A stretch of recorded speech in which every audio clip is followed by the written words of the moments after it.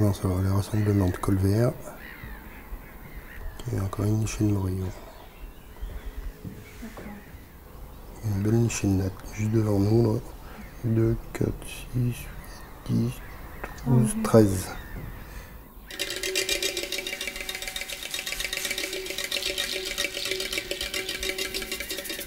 Nattes rousses, colverts ou échasses blanches.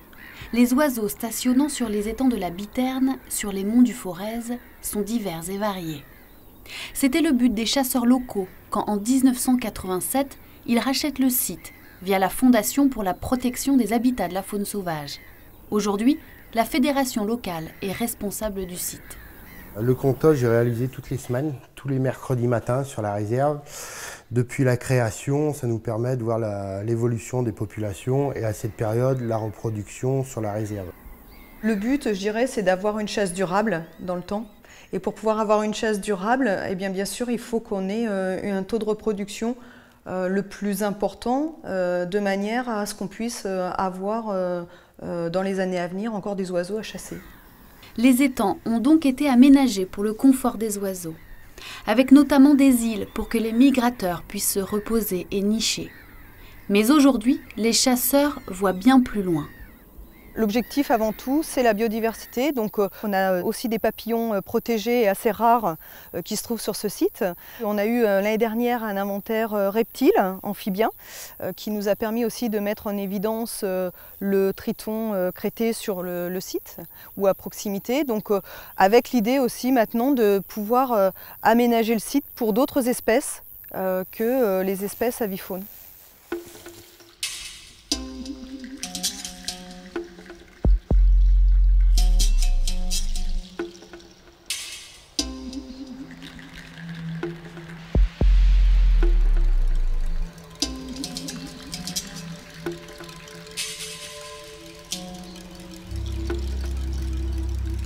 Un peu plus au sud du Forez, en longeant la Loire, la périphérie de Saint-Étienne.